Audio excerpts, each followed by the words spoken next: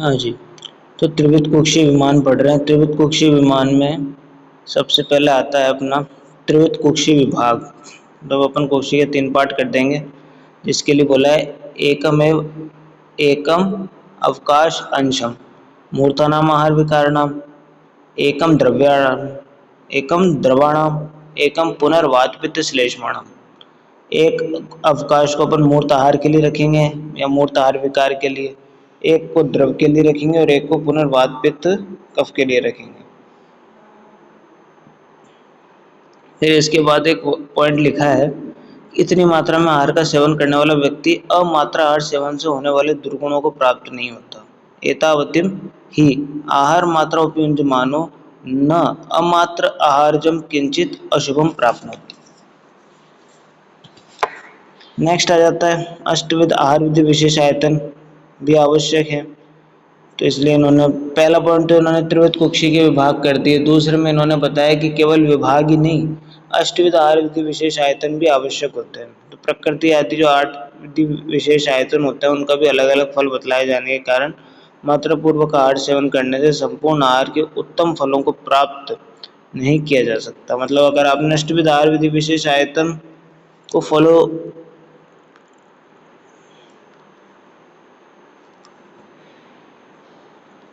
केवल आपने अगर मात्रापूर्वक आहार का ही सेवन किया और 8 विधि विशेष आयतन का पालन नहीं किया तो उत्तम फल को प्राप्त नहीं कर सकते। ये लाइन कह रही है। नेक्स्ट आ जाता है यहाँ पर आहार राशि को लेकर यह मात्रा के फल का निश्चय रूप प्रयोजन का प्रसंग है। कुछ मात्रापूर्वक का मात्रापूर्वक भोजन करना आहार राशि के देखो। नेक्स्ट आता है मात्रापूर्वक आहार के लक्षण। तो इसमें मेन पॉइंट बताए उन्होंने, मात्रावत्वम पूर्वम उद्दिष्टम कुक्षी अंश विभागेन। तो पहला पॉइंट है कुक्षे है अप्रपीडनम आहारेण, मतलब आहार के द्वारा कुक्षी पर दबाव नहीं पड़ना चाहिए। कुक्षे अप्रीडनम अप्रपीडनम मतलब कुक्षी पर दबाव ना पड़े। अप्रपीडनम मतलब हो गया ज़्यादा दबाव ना पड़े आहारेण आहार के द्वारा। तो पहला पॉइंट तो ये हो गया मात्रापूर्वक आहार का लक्षण, कुक्षी पर आहार के द्वारा दबाव ना पड़े। कुक्षी अप्रपीडनम आहारेण। हृदय से अनवरोध, हृदय की गति में रुकावट ना पड़े। हृदय से अनवरोध, हृदय की गति में रुकावट ना पड़े। तीसरा पॉइंट आ जाता है पार्श्व अविपाटनम, पार्श्व में फटने जैसी पीड़ा ना हो, पार्श्व में विपाटन जैसी पीड़ा ना हो। पार्श्व अविपाटनम पहला कुक्षी से रिलेटेड हो गया, कुक्षी अप्रपीडनम आहारेण। दूसरा हो गया हृदय से अनवरोध, हृदय में दिक्कत नहीं हो। पहला कुक्षी, दूसरा हृदय, तीसरे में अपन पार्श्व में चले गए, दोनों साइड पार्श्व विपाटनम हो गया।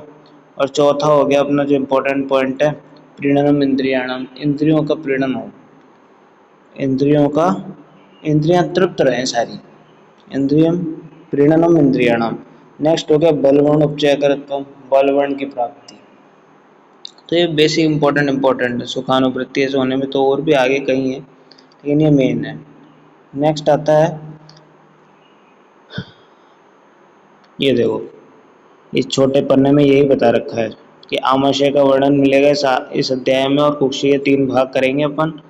वाग्भट ने कुक्षी के 4 भाग किए, 2 भाग मूर्त, 1 द्रव, 1 दोष। ठीक है। मात्रापूर्वक भोजन का लाभ पढ़ेंगे अपन इसमें। ठीक है। और जैसे हीन मात्रा में भोजन करने में क्या होता है, क्षयजन्य वात प्रकोप होता है, जिससे बल वर्ण उपचय का क्षय होता है, वात विकार होता है। और अति मात्रा में सर्वदोष प्रकोप, ये आगे पढ़ेंगे हम, आगे क्या इसी में पढ़ेंगे। अब देखो अमात्रावत आहार के क्या है। अमात्रावत आहार को 2 में क्लासिफाई करते हैं, हीन और अति। मात्रावत 1 हो गया, अमात्रा मतलब या तो अधिक मात्रा या हीन मात्रा। हीन मात्रा आहार राशि बल वर्ण उपचय क्षय। अब देखो मात्रावत आहार बल वर्ण का उपचय कर रहा था, तो हीन मात्रा उसका उपचय का क्षय करेगा। ऑब्वियस है, कम है तो क्षय होगा, ओज वगैरह इन सब का क्षय होगा। शरीर मन बुद्धि इंद्रिय उपघात कर होगा। और वात विकाराणाम आयतन, वात विकार होंगे। वात विकार इसलिए होंगे कि आपके शरीर में कुछ ठोस नहीं है, लघुता रहेगी। और लघु गुण किसका है, वात का है, तो लघु गुण से वात प्रकोप होगा, गैस बनेगी, उधर रोग होंगे, क्योंकि खाली पेट भी वात बढ़ती है बॉडी में। अब अति मात्रा में भोजन करना तो सर्वदोष प्रकोप है ही। अब इसको ऐसे समझ सकते हैं कि अति मात्रा में आपने आहार सेवन किया तो आपके शरीर में गौरवता आएगी, गुरुता आएगी, है ना, आपकी खट्टी डकारें आएगी। गौरवता से तात्पर्य ले लो कफ को, कफ बढ़ा। खट्टी डकारें से तात्पर्य ले लो पित्त को, है ना? और वात प्रकोप होगा ही, क्योंकि हीन और अति दोनों में वात प्रकोप होता ही है। सांस लेने में दिक्कत भी आएगी आपको। तो इससे अति मात्रा में त्रिदोष प्रकोप हो गया, सर्वदोष, और उसमें उसमें नॉर्मल अपने क्या हुआ, बलवर्ण उपचय का क्षय हुआ और वात विकारणम आयतन। तो अब एग्जाम में आ जाए वात विकारणम आयतन, ये मात्रा में आहार सेवन का लक्षण है, अति मात्रा में आहार सेवन का लक्षण है, या फिर 2 पॉइंट कुछ और बना दें तो क्या करोगे, इन मात्रा सर्वदोष प्रकोप पूछ ले तो प्रज्ञापराध का भी है और अतिमात्रा आहार सेवन का भी है। प्रज्ञापराधम जानियात सर्वदोष प्रकोपणम, प्रज्ञापराध में भी आएगा और अतिमात्रा में आहार सेवन करने से भी आएगा। नेक्स्ट पॉइंट जो आता है इसमें वो आता है, अब ये आम उत्पत्ति के अन्य कारण बता रखे हैं, ये कोई इतना इम्पोर्टेंट नहीं है, ठीक है ना। नेक्स्ट आता है अपना मात्रया अपि अभ्यवहृतम पथ्यम च अन्नम न जीर्यति चिंता शोक भय क्रोध दुख शय्या प्रजागरी। बहुत इंपॉर्टेंट पॉइंट है कि अगर आपने मात्रावत आहार भी लिया है और पथ्य भोजन भी लिया है फिर भी वो पच नहीं रहा, न जीर्यति, तो उसका कारण है मानसिक कारण। चिंता शोक भय क्रोध दुख शय्या प्रजागर अगर आप कर रहे हो, आप चिंता कर रहे हो, शोक कर रहे हो, भय कर रहे हो, क्रोध कर रहे हो, सो नहीं रहे हो, जागरण कर रहे हो, तो उससे भी आपका मात्रा पूर्वक आहार, आपका पथ्य अन्न पचेगा। तो ये हो गया अपना दोनों कारण है, मात्रा पूर्वक आहार भी होना चाहिए और मन भी आपका एकदम स्वस्थ होना चाहिए। अब विसूचिका अल्सर 2 आमजन्य दोष पढ़ेंगे। तो विसूचिका अल्सर के 2 आमजन्य दोष हैं। अपन ने स्टार्टिंग में क्या पढ़ा था, कुक्षी के त्रिविभाग किए थे, ठीक। कुक्षी के 3 भाग करने के बाद में अपन ने मात्रावत आहार के लक्षण पढ़े थे, या फिर अपन ने ये भी पढ़ा था कि अष्टविध आहार विधि विशेष आयतन प्लस कुक्षी 3 विभाग, दोनों चीज़ें जरूरी है, और मात्रावत भोजन, तीनों चीज़ें जरूरी है। ठीक है, मात्रावत के लाभ पढ़ लिए थे, फिर अपन ने वो अमात्रा के 2 टाइप पढ़ लिए थे, उन दोनों से क्या क्या परिणाम होता है वो पढ़ लिया था। अब अपन पढ़ रहे हैं विसूचिका अल्सर। तो विसूचिका के लिए, अल्सर के लिए बोला है द्विधम आम प्रदोषम आचक्षते। अब आम दोष 2 टाइप के होते हैं, एक तो होता है विसूचिका, एक होता है अल्सर। विसूचिकाम ऊर्ध्वम च अधश्च प्रवर्त आम दोषम यथोक्त रूपम विद्यात्। ऊपर मुंह और नीचे गुदा मार्ग द्वारा आम दोष तथा ऊपर बताए गए वात पित्त कफ के लक्षणों से युक्त जो रोग हो,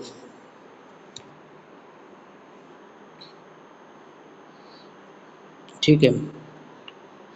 तो विसूचिका में क्या होता है, ऊपर मुंह से और नीचे गुदा से दोनों जगह से आम दोष प्रवृत्त होते रहते हैं, और वात पित्त कफ से लक्षण से युक्त जो रोग होता है उसको विसूचिका बोलते हैं। तो इसमें एक तो इम्पोर्टेंट ये हो गया ऊर्ध्व मदश्च प्रवृत्ताम दोष, और एक तीनों के लक्षण हो गए। अब इसकी और भी डेफिनेशन आती है, तो सुश्रुत जी ने बोला है सूची वीर्य गात्राणी तुदन संतिष्ठते अनिल। सूची भी, सूच होने जैसी पीड़ा होती है गात्र में, तुदन संतिष्ठते अनिल, सूची वर्ड आते ही विसूचिका याद रख लेना बस। यत्र अजीर्णेन सा वैद्य विसूची थी। अब देखो मूर्छा अतिसारो बमथु पिपासा शूलो ब्रह्मद्वेष्टन जरम्बदाह वैवर्ण्य कंपो हृदय रुजश्च भवन्ति तस्या शिरसश्च भेद। तो ये इसके लक्षण हैं, ये आ सकता है एग्जाम में। निम्न में से विसूचिका का लक्षण नहीं है, विसूचिका का लक्षण है।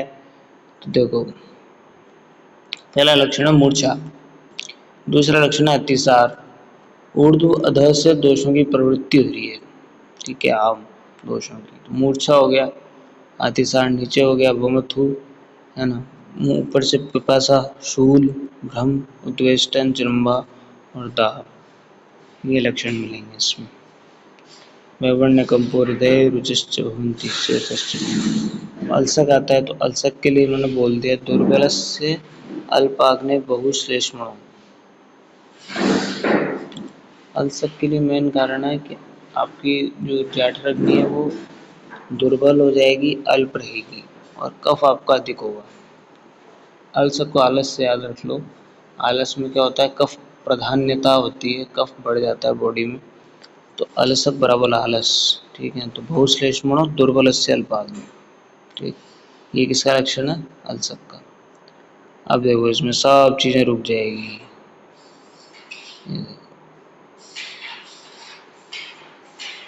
न बहिर्मुखी भवती, कोई चीज बहिर्मुख नहीं रहेगी, आलस होके पड़ी रहेगी, आलसी होके। अब देखो इसमें ये सब चीजें षड्यतिसार वर्ज्यना वर्ज्यान आम प्रदोष लिंगाने भी दर्शयती अति मात्रा।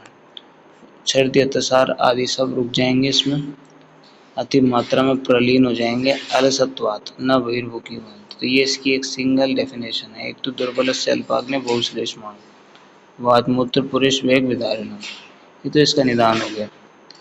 ये है इसका लक्षण, अतिमात्र प्रलीनम अलसत्वात् न बहिर्मुखी भवति। ये है इम्पोर्टेंट श्लेष्म। नेक्स्ट, अब इसके बाद जो सीवियर कंडीशन आती है वो आती है अतिमात्र प्रदुष्टाश्च दोषा प्रदुष्टा बद्ध मार्ग तिर्यक गच्छन्तः कदाचित् केवलम अस्य शरीरम दंडवत स्तंभयति, शरीर को दंडवत स्तंभित कर देता है, उसे दंडाल्सक कहलाता है और यह असाध्य होता है। दंडाल्सक असाध्य रोग है। आम विष की भयंकरता को स्पष्ट करते हुए उन्होंने लिख दिया विरुद्ध देशन अजीर्णाशन शीलिनः पुनः आम दोष आम विषम इत्याच। अब देखो विरुद्ध देशन अजीर्ण, मतलब ये सब कंडीशन होने के बाद भी विरुद्ध अध्ययन कर दिया और अजीर्ण होने पर भी भोजन कर लिया दंडाल्सक की स्थिति में, तो आम दोष जो है वो आम विष बन जाएगा, विष सदृश लक्षण उत्पन्न कर देगा। और इसके लिए बोला है परम असाध्य। दंडाल्सक के लिए बोला था असाध्य, असाध्य दंडाल्सक कहते हैं। दंडवत शरीर का स्तंभन कर दिया था इसमें। प्रदुष्ट आम बद्ध मार्ग तीर्यक गच्छन्ति, मतलब जो प्रदूषित आम बद्ध मार्ग के तीर्यक जाएंगे, ये तो दंडाल्सक है। आम तीर्यक गति करेगा बॉडी में, इससे हर जगह से मलमूत्र आदि वेग आने बंद हो जाएंगे, षड्यतिसार बंद हो जाएंगे, आम सदृश। और यही जब अध्ययन आदि के द्वारा आम दोष जो है विष सदृश लक्षण उत्पन्न करेगा, तो उसको ये जब विष सदृश लक्षण उत्पन्न करेगा तो ये परम असाध्य आशुकारित्वात् विरुद्धोपक्रमत्वात्, इम्पोर्टेंट है, आशुकारी होगा। विष है ना, विष का गुण ही है आशुकारी, तो आशुकारित्वात् विरुद्धोपक्रमत्वात् चेति, और परम असाध्यम बोला है इसको। ये आम विष। अब इसके साइड में ये आ जाता है, ये इसका डिस्क्रिप्शन है, समरी। तो आम पढ़े अलसक विसूचिका अलसक बहुश्लेष्मणो अतिमात्र प्रलीनम अलसत्वात् न बहिर्मुखी भवति, दंडक अनुपक्रम दंडाप्ता नक्रचर साध्य और दंडा अलसक असाध्य। तो दंडा अभी आलसी हो गया था, असाध्य हो गया। और परम असाध्य किसको बोला, आम विष को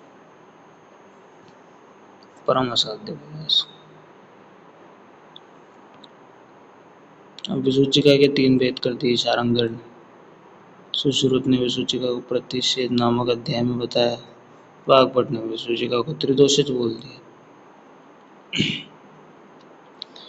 इसके बाद एक पॉइंट आ जाता है अलसक की परिभाषा, साध्यमामं प्रदुष्टम अलसीभूतम उल्लेखयेत् आदौ पायित्वा सलवणम् उष्णं वारि ततः स्वेदनं वर्ति प्रणिधानाभ्याम उपाचरेत् उपवासेत् शयनम्। तो अलसक की चिकित्सा में उन्होंने बता दिया कि अलसक में पहली बात तो जो साध्य है आम दोष, अलसीभूत है, तो सबसे पहले तो वमन करा दो। अलसक में सबसे पहले चिकित्सा वमन है, क्योंकि कफ प्रधान्यता रहती है, इसलिए सबसे पहले तो उल्लेखन है, वमन है। फिर वमन किससे कराना है? कुंजल क्रिया से, स लवणम उष्णम वारी से। वमनम उल्लेखेत स लवणम उष्णम वारी ततः स्वेदनवर्ती प्रणिधानाभ्याम। फिर स्वेदन कराना है वमन के बाद में। जिस स्वेदन कराने से दोष जो होंगे वो शाखा से कोष्ठ में आ जाएंगे। तो सबसे पहले वमन करा दिया अपन ने, जो निकला वो निकल गया, और जो अति मात्रा में लीन था उसको अपन ने स्वेदन करा के कोष्ठ में लिया है। और अब अपन क्या करेंगे? उपवास कराएंगे।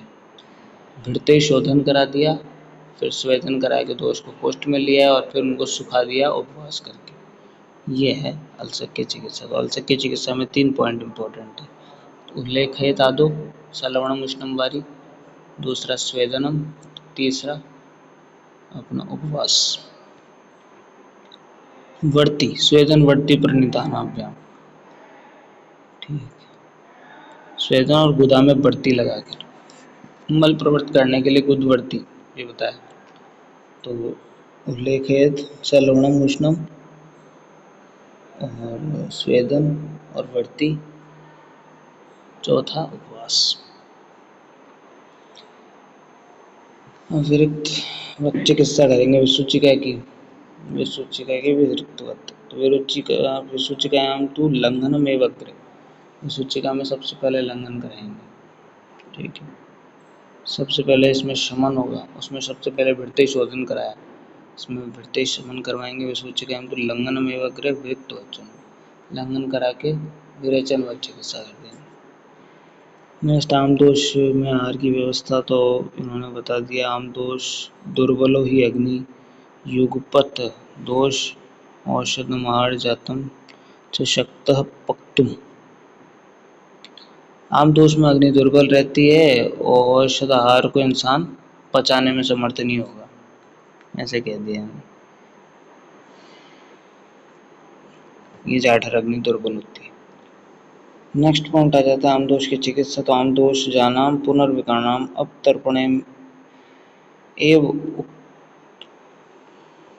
अपतर्पणेनेव परमो भवति।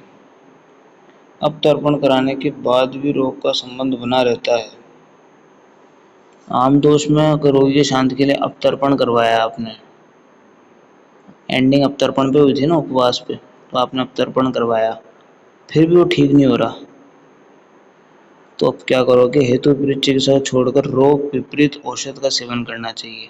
सामान्य सभी रोगों को दूर करने के लिए हेतु व्याधि विपरीत, हेतु व्याधि विपरीतार्थकारी, व्याधि विपरीतार्थकारी, हेतु व्याधि विपरीतार्थकारी औषध का प्रयोग करो। तो मतलब इन्होंने इन सबको लिख दिया आतंक विपरीत उपाचरेति था उसमें।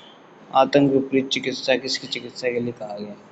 तो आम दोष की चिकित्सा जिसमें तर्पण से भी उपचार न हो, उसमें आतंक विपरीत चिकित्सा करेंगे। नेक्स्ट अपना पॉइंट में एंडिंग आ जाती है। आहार विधि आयतनानि चेष्टो सम्यक परीक्षात्महितम विदध्यात्। तो ये रेफरेंस पूछ सकते हैं। या 8 विधि विशेष आयतन की परीक्षा कर हित कार्य करना चाहिए। हितकर मार्ग में संहिता में जो बताएगा उसका पालन करना चाहिए। रेफरेंस किसका है? अष्ट आहार विधि। अब देखो फर्स्ट चैप्टर में अष्टविध आहार विधि विशेष आयतन बताया, लेकिन इसका एक रेफरेंस सेकंड में भी है, उसमें परीक्षा वाला है कि सम्यक प्रकार की परीक्षा करके इनका पालन करना चाहिए। इससे रिलेटेड रेफरेंस सेकंड चैप्टर में। अब नेक्स्ट पॉइंट आमाशय का आ जाता है। सारी चीज़ें डिस्कस कर ली, कहाँ आम होता है, आम विष होता है, विसूचिका अल्सक होता है, त्रिविध कुक्षी पढ़ ली। अब पूरे चैप्टर का एंड में क्वेश्चन पूछ रहे हैं कि ये सब पचते कहाँ हैं। अशित पीत खदित लीड का पाक कहाँ होता है, ये अग्निवेश क्वेश्चन पूछते हैं। अशितम खदितम पीतम लीडम चक्वा विपच्यते। तो इसका आंसर देते हैं अग्निवेश के क्वेश्चन का, नाभि स्तनांतरम जंतु आमाशयति स्मृत। नाभि और स्तन इन दोनों के मध्य में आमाशय होता है प्राणियों में, वहीं पे अशितम खदितम पीतम लीडम चात्र विपच्यते, वहीं पे ये चारों पचते हैं। आमाशयगतः पाकम आहार प्राप्य केवलम, और आमाशयगत होकर आहार पाक को प्राप्त होता है। पक्व सर्वाशयम पश्चात धमनी भी प्रवर्तित है। आमाशय में व्यवहार पूर्ण रूप से पच जाता है और वो संपूर्ण शरीर में पका हुआ आहार रस धमनी द्वारा प्राप्त होता है, पूरे धमनी से सर्कुलेट करता है बॉडी में। तो ये इस चैप्टर की समरी है। मातृव्यवहार का लक्षण फल सब बता दिया इसमें, हीन का लक्षण सब बता दिया। अब एक दो पॉइंट जो इम्पोर्टेंट बच जाते हैं और जो इम्पोर्टेंट होते हैं वो यही है कि सुश्रुत ने पुरुष जाना का लक्षण बताया अलसक के समान। तो मान सकते हैं अपन पुरुषज आनाहा मतलब पुरुष का आना रुक जाएगा, तो अलसक में भी आना रुक जाता है छर्दी अतिसार का, तो पुरुषज आना में भी पुरुष का आना रुक जाएगा, दोनों के लक्षण समान हो जाएंगे, तो नॉर्मल बात है। ऐसे सुश्रुत ने प्रमित आहार करते हैं उन्हें विसूची का नहीं होता, ये बोला है। प्रमित मतलब नपातुला भोजन करेंगे तो क्यों होगा विसूची का? विसूची का नहीं होगा, जो नपातुला भोजन करेंगे। अब एक कुछ पॉइंट्स आ जाते हैं कि आमाशय के लिए नाभि स्तनांतरम बताया, हृदय के लिए स्तन उरकोष्ठ मध्य बताया, गृहिणी के लिए आम पक्वाशय मध्य बताया, गर्भाशय पित्ताशय, गर्भाशय के लिए पित्ताशय पक्वाशय मध्य बताया। और ये धमनी आमाशय द्वारा पचित आहार संपूर्ण शरीर में किसके द्वारा जाता है? धमनी के द्वारा जाता है, इम्पोर्टेंट है। शिरा धमनी स्रोत स्नायु पूछ सकते हैं, तो धमनी द्वारा। ये चैप्टर था।